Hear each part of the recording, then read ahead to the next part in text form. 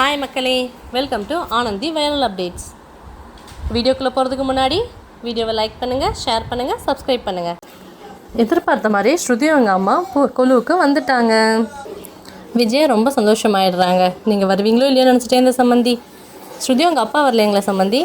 முத்து வந்து சொல்கிறாரு, அவர் ஏதாவது வெளியூர் போயிருப்பார், ஏதாவது முக்கியமான வேலையாக போயிருப்பார். இதே தானம்மா சொல்கிறாங்க. இல்லை, வீட்டில் தான் இருக்கார்.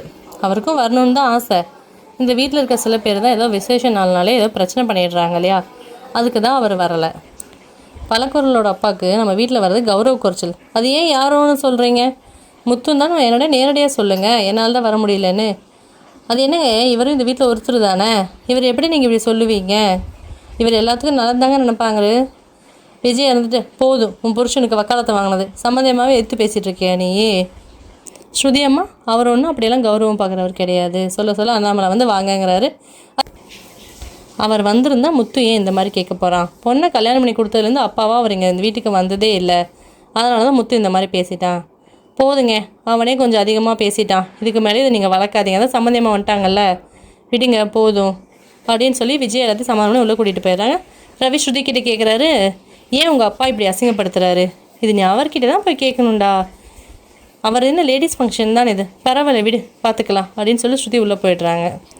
விந்தியா ரோகிணி சொன்னாங்கன்னு சொல்லிட்டு கோலோட குச்சியெல்லாம் வாங்கிட்டு வராங்க. ஏண்டி நம்ம இன்றைக்காவது இந்த ஃபோனை எடுத்துருவோமா? அதுக்கு தானே இவ்வளோ பண்ணிக்கிட்டு இருக்கோம், எடுத்துடலாம் அப்படின்னு சொல்ல மனோஜ் வந்து என்ன எடுக்க போகிற?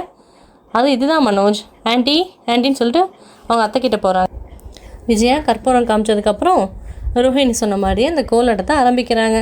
எல்லோரும் டான்ஸ் ஆடுறாங்க. மீனா ஆட போனோடனே முத்து வந்து அவர் ரெக்கார்ட் பண்ண ஸ்டார்ட் பண்ணுறாரு. ரோஹிணியோட பார்வை பூரா அந்த ஃபோன்லேயே தான் இருக்குது. இந்த ஃபோனை எப்படி எடுக்க போகிறோம் அதுலேயே தான் இருக்கு அவங்க என்ன போகிறா. மீனா கிட்ட ஃபோன் இருக்கிறத பார்த்தோன்னே ரோஹிணி சொல்கிறாங்க வித்யாட்ட, மீனாட்ட தான் ஃபோன் இருக்குது, எப்படியாவது அதை வாங்கிடுங்கிறாங்க. அவங்க பிளான் பண்ண மாதிரி அடுத்த ரவுண்ட் சுற்றிட்டு வந்தோடனே மீனா கிட்ட வந்து, ஏன் நீங்கள் ஏங்க வெளியே நிற்கிறீங்க, கொடுங்க நீங்கள் போய் ஆடுங்க, நான் வீடியோ எடுக்கிறேன்னு சொல்லி வித்யா வாங்கிடுறாங்க. ரோஹிணி கண்ணு காமிக்கிறாங்க, உள்ளே போன்னு. 2 பேரும் உள்ளே போயிட்டாங்க. அவங்க கிச்சனில் ஃபோன் பார்த்துட்ருக்காங்க. வித்யா சொல்கிறாங்க, வேண்டாண்டி நம்ம இதை செய்யணுமான்னு யோசிக்கணும். மீனாவும் முத்துவும் ரொம்ப சந்தோஷமாக இருக்காங்க. இந்த வீடியோ வெளியே வந்தால் அவங்க 2 பேர்த்தோட சந்தோஷமே போயிடும். அப்போது ஏன் சந்தோஷம் போனால் உனக்கு பரவாயில்லையா? எனக்கு இதை விட்டால் வேறு வழி கிடையாது. நம்ம இந்த வீடியோ இப்போ வெளியே விட்டு தான் ஆகணும் அப்படிங்கிறாங்க ரோகிணி. நீ முதல்ல போய் யாராவது வராங்களான்னு பாரு அப்படிங்கிறாங்க. மீனா வந்து ஆடி ரொம்ப டயர்ட் ஆகிடுறாங்க. நான் போய் எடுத்து வைக்கிறேங்க சாப்பாடுக்குங்கிறாங்க. முத்து வந்து இல்லை மீனா நமக்கு வந்து ஆடலாங்கிறாரு. இவங்க 2 பேர் துறைச்சி பிடிச்சி விளையாடும் போது கிச்சனுக்குள்ளே டக்குன்னு வந்துடுறாங்க. ஃபோன் கீழே விழுந்துருது. மீனா வந்து சாரிங்க இருந்தாங்க உங்கள் ஃபோனு தான். முத்து இது ஏன் ஃபோன் தானே, இது எப்படி உங்கள் கைக்கு வந்துச்சு அப்படிங்கிறாரு. ரோகிணி ஆமாம், டான்ஸ் ஆகிட்டு இருந்த ரெக்கார்ட் பண்ணிகிட்டு இருந்தோம் இல்லையா, அதை தான் பார்த்துட்டு இருந்தேன். நல்லா பார்த்தப்போ என் ஃபோனை எப்படி உடச்சி வச்சிட்டியே, எனக்கு தான் இப்போ தண்ட செலவு. இல்லை நான் உங்களுக்கு சரி பண்ணி தரேன் முத்து, ஒன்றும் வேணாம் அப்படின்னு சொல்லிட்டு முத்து ஃபோன் எடுத்துகிட்டு போயிடுறாரு. ஏண்டி வீடியோ அனுப்பிக்கிட்டியா? எங்கே, அதுக்குள்ளே தான் ஃபோனு கீழே விழுந்து உடஞ்சிருச்சே. அப்போ அது உங்கள் கைக்கு வரக்கூடாதுன்னு இருக்குடி.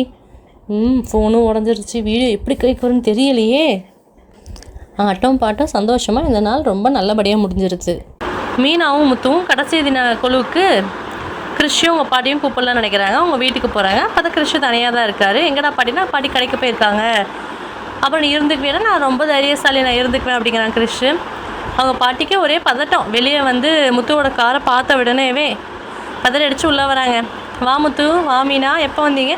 இப்போ தான் வந்தோம்மா அப்படிங்கிறாங்க. அம்மா எங்கள் வீட்டில் ஒரு பூஜை இருக்குது, கொலு வச்சுருக்கோம், நீங்களும் கிறிஷும் கண்டிப்பாக கலந்துக்கணும். இந்த கடைசி நாளெல்லாம் பெரிய ஆளுங்களாம் வருவாங்கல்லம்மா, அந்த மாதிரி கிறிஷு ஒரு செலிப்ரிட்டி மாதிரி கூட்டிகிட்டு போகிறோம், நீங்களும் வாங்க. இல்லைம்மா நான் வரக்கூடாதுல்ல. என்னம்மா இந்த காலத்தில் போய் இதெல்லாம் நம்பிக்கிட்டு, நீங்கள் வாங்கம்மா அப்படின்னு சொல்கிறாரு முத்து. கிறிஷும் பாட்டி நம்ம போகலாம் பாட்டி, அங்கே நிறையா பொம்மைலாம் இருக்குமா, நம்ம போய் பார்க்கலாம் பாட்டின்னு கேட்குறாரு. அவங்க கிறிஷ் பாட்டி அப்படியே சமாதானம் பண்ணிட்டு இருக்காங்க. முத்து சொல்கிறார், அவங்க அதெல்லாம் வருவாங்க மீனா, நம்ம போகிற வழியில் பாரு கிறிஷ் நம்ம எப்படி ரெடி பண்ணி கூட்டிகிட்டு போகிறோன்னு. என்னங்க என்ன இது அது சர்ப்ரைஸ் அப்படிங்கிறாரு முத்து. கிறிஷ் பாட்டியும் சரி வேணால் நீங்கள் முன்னாடி போங்க, நான் பின்னாடி பஸ்ஸில் வரேன். ஏம்மா பஸ்ஸில் வந்து கஷ்டப்படுறீங்க, உங்களை கூட்டிகிட்டு போக தான் நான் கார் எடுத்துகிட்டு வந்திருக்கேன், வாங்க நம்ம போகலாங்கிறாரு. இப்போ கிறிஷ் பாட்டி வந்து நாளைக்கு என்ன பண்ணுவாங்கன்னு பார்க்கணும். ரோஹிணி எப்படி ரியாக்ட் பண்ணுவாங்கன்னு வேறு தெரியலை. பார்க்கலாம் மக்களே, வெயிட் பண்ணி நம்ம அடுத்த வீடியோவில் சந்திக்கலாம். பாய். Thanks for watching.